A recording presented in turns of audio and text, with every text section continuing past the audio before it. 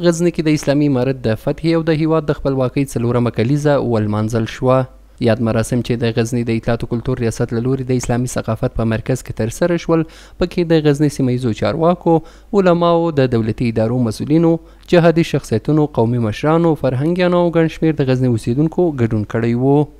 د غزني سیمه ییزو مسؤلینو د مجاهدینو د مبارزې په اړه خبرې وکړې او له خلکو یې وغوښتل چې د اسلامي امارت له نظام سره خپله همکاري زیاته کړي او د نظام ترڅنګ ودرېږي. ورس کې مونږ دا غوښتنه ده چې څنګه لکه دا 10 کاله قرباني چې ورکړه او د امارت د نظام شاته ولاړ ول، نن هم باید د نظام شاته ودرېږي او هر قسم قرباني ته آماده شي.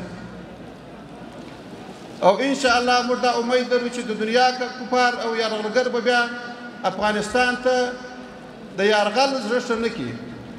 څلرویشتم د اسد د ټولو ناخوالو، ټولو دربدریو، ټولو مشکلاتو، ټولو بدو کارونو د فای ورځ ده او په مقابل کې بیا د ټولو لاسته راوړنو، ټولو ښو کارونو د خپل اختیار استقلال یوه مهمه او نه هېرېدونکې ورځ ده. له بلې خوا قومي مشرانو د اسلامي امارت د بریا، د هیواد د عمومي امنیت او د نظام د ملاتړ په اړه هر اړخیزې خبرې وکړې او ډاډ یې ورکړ چې د اسلامي امارت ترڅنګ به درېږي.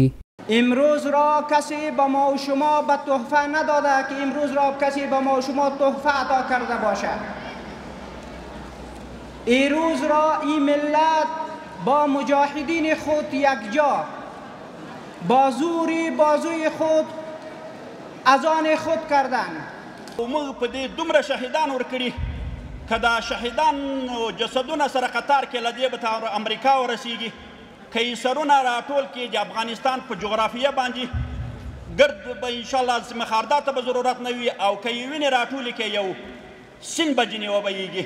دومره قربانیو ته افغانان په نن عصر کې آماده سو. الله تعالی دې د دې قربانۍ قبول کړي. امروز فرض خودم و شما که در زیر تالار و در امنیت قرار داریم، بسیار باستانه به دست نماند از دوستان عزیز، بسیار عزیزان ما شما که امروز در بین ما شما نیز خون پاک خود را ریختاندن تا ما شما در امنیت، آسایش و شگافایی قرار بگیریم.